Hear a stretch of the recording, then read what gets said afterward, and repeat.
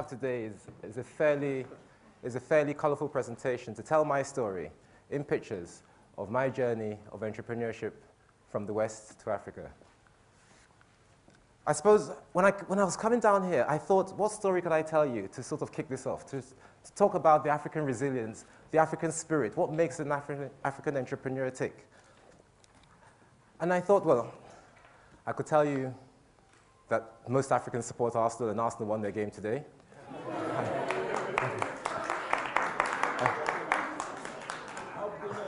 I thought I could tell you more about myself, but Chikwe told me before the show started that you don't self-idolize here.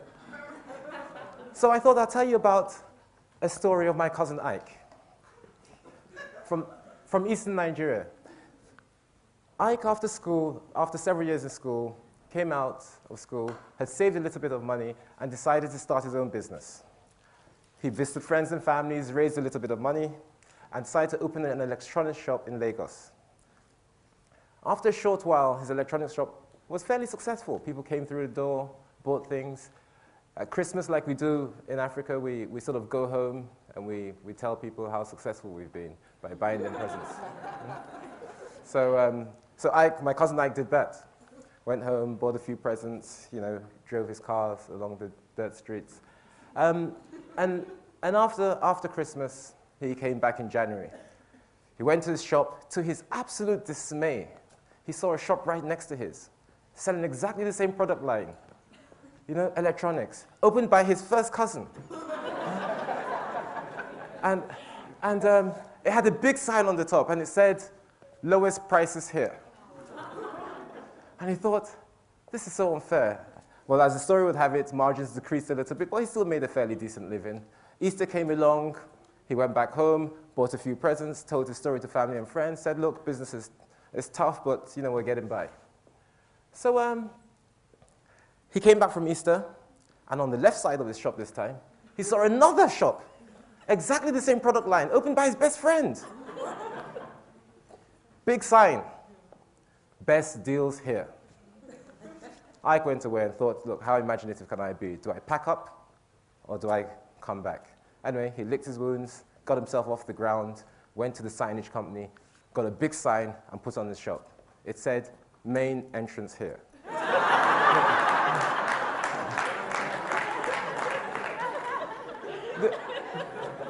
The moral of this story is Africa is open for business.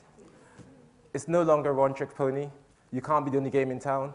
You've got to know your game. You've got to be inventive. You've got to be resilient. You've got to be motivated. I thought, having told that story, I thought maybe I ought to tell you a little bit about my perceptions and then tell you a little bit about Landmark, the company I founded 12 years ago, and its journey through Africa, or from the West into Africa. Now, over 20 years ago, I came back to Britain, and this was the dream I was fed when I was in Nigeria. I was fed a country or a continent, with military power, a leisurely lifestyle, financial success, a lifestyle that everybody, the other side of the fence is always greener, but a lifestyle everybody wanted to buy into. I mean, I even bought into the lifestyle myself, and I thought, you know what, I love this. I want to have a wife, 2.5 kids, and a dog. I ended up with 2 kids without the dog, and a lovely wife who I'm not sure is here. Anyway, having lived some time in the continent, I realized there's another side to the continent we call Europe, that we've all found out. And I think everybody in this room who's spent any sort of measurable time in Europe will understand that there is crime in this country, there is political chaos, there is unemployment, there is financial crisis. I mean, all the things that people talk about in Africa are right here. So why does Africa get such a bad deal? Well, that's the deal we get from Africa. That's the deal that the media tell us about Africa. Crime, chaos, public transport facilities decaying, unsophisticated men and women. But at least we have the decency to advertise our hijacking hotspots. I said to myself, is this the Africa I grew up in, being portrayed in the media like that? I said, no. Not really. This is the Africa I know. An Africa full of traditions. An Africa that's grown up. An Africa with emerging technology now. An Africa that actually has buildings, believe it or not. We do have sophisticated people, and we are becoming a better continent. It is work in progress. Like everything we're doing, it is work in progress. But we're not the slide before. We're more this slide. The 3 cities I've pictured here are real cities.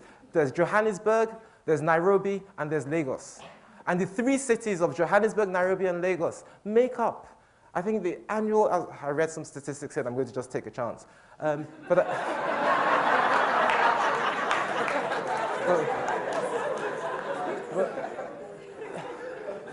I understand the annual household expenditure in each of these cities exceeds $25 billion.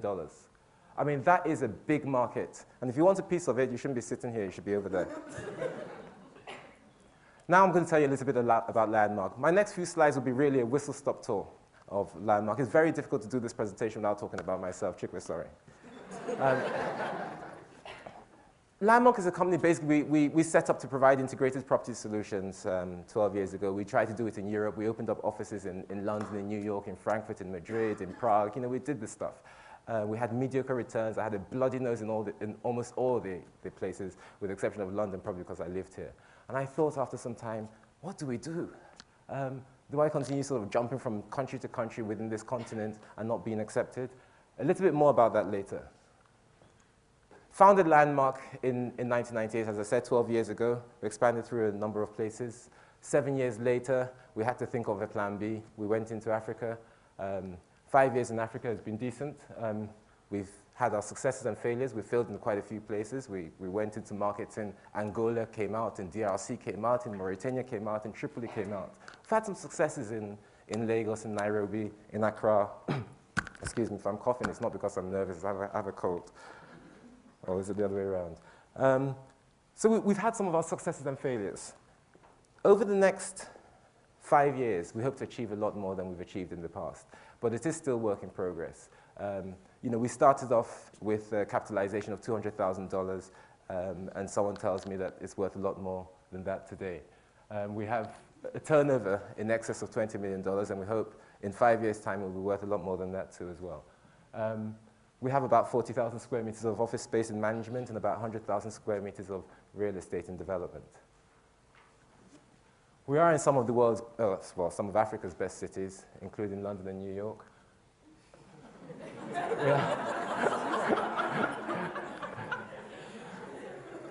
We're building some signature mixed-use developments in a number of places too. We've created excellence in some of our buildings. We truly do believe you can't do tomorrow's work in yesterday's office. And so we're trying to bring this into Africa. We're home to some of the world's biggest and most successful companies, and we're hoping that one day that will rub off. And it's a few pictures that tell the story. Our starting team in Europe in '98, and our starting team in Africa 6 years ago. Today, and we've got over 100 people. I'd like to think motivated and dedicated, but you've got to pay them if you want them to remain that way. This is the bit I've got to tell you. What have I learned about Africa? Well, the first thing is Africa is never really as bad as the media portray it. Yes? But I tell you something, when you're leaving Africa, it's never as good as the Africans claimed it was. But that was perhaps the first lesson I learned going into Africa. And I suppose what I take away from it is there's the good and the bad. There's the winter and the summer. You've got to take both. It's not always going to be good, and it's not always going to be bad. The very challenges and the very obstacles you see are actually opportunities in disguise. You've got to unwrap them. Business school, I suppose maybe I should start from there. A journey, they say a journey of 1,000 miles starts with one step. I went to business school about 20 years ago, and one of the things that I was told, look, leave your cynicism at home, leave your preconceptions at home. You know, bring your fresh new mind and come and learn. And I thought, what's this? I mean, what would Aliko Dangote have thought about that? Huh? Or Mo Ibrahim, or even Lord Sugar of these days. And I thought, I had the opportunity to work with another self-styled entrepreneur, a guy called Mark Dixon at Regis. I worked for 5 years with him.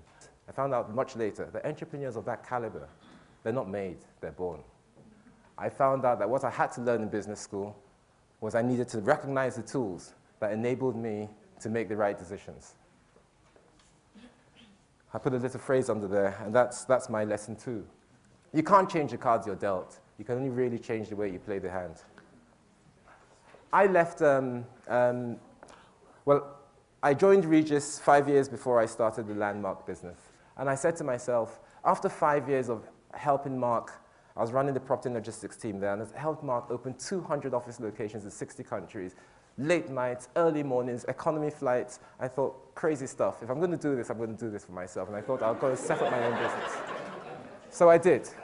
I set up this company called Landmark, and within the first few months, I realized that working in a successful business is certainly not the same thing as running your own. So I started my journey into the unknown. Now, I did what everybody does, briefcase in hand, business plan in the briefcase. You know, if you think you have a good idea, you think everybody should listen. The reality is that nobody's interested apart from yourself. But I went to the banks, and I got a lot of kind-hearted rejection letters. I went to family and friends, and I got a little bit of money, to be fair, because there may be friends and family in there that wrote the odd check. But I did get a lot of advice, a lot of excuses. And some other lessons. But I then went back, to my old boss, and I said, look, Mark, you started your business with £200,000, and you sold it for £1 billion 8 years later. I mean, surely there's space for people like me in your life after my 5 years. Nigerians we always think our problems are other people's, not. But luckily for me, he was a good guy. The lesson of staying power is, look, there were times, honestly, I thought, you know what, I need a plan B, I'm going back to get a day job. And everybody told me, go and get a day job, this thing is not working. And it really wasn't working. But this lesson of staying power is so vital in business. You've got to just stay with it. That's why you have to do something you're passionate about, something you love. If you love it and you're passionate about it, you will stay with it. If you don't love it, you walk away at the first hill. A bad idea in one place could be a good idea in another place. I hinted you that I started in Europe, and we went through a number of European cities. And as I said, some were good, some were bad, some were absolutely awful. And I thought to myself, I mean, what on earth is wrong? I mean, the people here making money, why aren't I making money? Mark made money doing this, for Christ's sake. So but I quickly realized, this was my lesson number 5. I realized that there was nothing wrong with my model. It was where I was. I decided to do something, to go somewhere that I was a little bit more passionate about. And that was Africa. I also realized your opportunity in Africa, early entry into Africa, gives you a number of things. It gives you that ability to establish a brand. You can create your own market. You can influence customer preferences. I mean, you can do so many things that you don't stand a chance of doing in Europe, yes, or in America, or even Southeast Asia these days. But, Africa gives you that opportunity. And, I'm grateful that Africa gave many people before me that opportunity. And I'm grateful that Africa is trying to give me some of those opportunities today. You don't need to reinvent the wheel. As I said, I didn't reinvent the wheel. I went to somewhere I was more passionate about. I created this business in Africa to reflect Africa, not to reflect Nigeria, where I'm from, or South Africa. That was fairly easy. But we opened offices more or less simultaneously in the west in Lagos, in the east in Nairobi, in the south in Johannesburg. I said, find out where the people are going and get there first. Everybody, you've heard the stories, everybody's going to Africa, so why wait for them to get there first? Get there first, hold your sign up when they arrive, Well, one of the things in Africa you've got, I suppose this is the biggest lesson I learned, is you can't expand through Africa with so many different places. Africa, we talk about it as if it's a country in the West. Africa is a continent, it's not a country. It's a collection of different countries and different cycles of developments. Everybody has different needs, different cultures, different ways of life. In Nairobi, you turn the traffic lights on, people stop. In Lagos, you turn them on, people hit each other. When you turn them off, they stop. Africa is very different. And so I thought, how do you expand reasonably successfully in Africa? And I thought, well, we'll get a partner everywhere we go. And we did. And everywhere I went, I found minority partners. And I tell you something, some of them were absolutely brilliant. And some were very bad. And some were damn right ugly. But nevertheless, I found out what makes a partner the right partner. They've got to be intelligent, up to the minute. well-informed. They've got to be a good listener, especially if they're listening to me. They've got to listen for a long time. But most importantly, yes, they've got to be passionate about what it is you do. And they've got to have the same ethical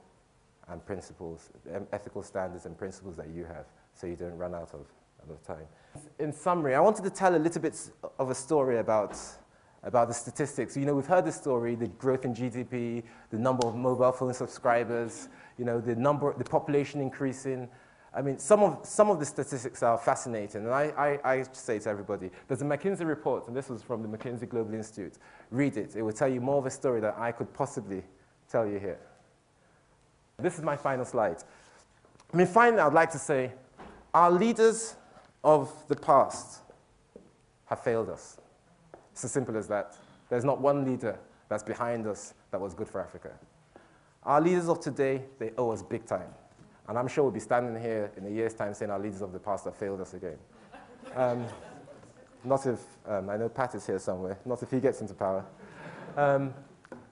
Our leaders of the future, do we want to sit down and watch the script be written, or do we want to write that script? We have a responsibility to be part of that leadership of the future. So I want everybody in this room to ask themselves when they're leaving, what have I done for Africa? Have I just listened to the stories? Have I just talked about it, or have I just tried to make a quick buck? Thank you, ladies and gentlemen.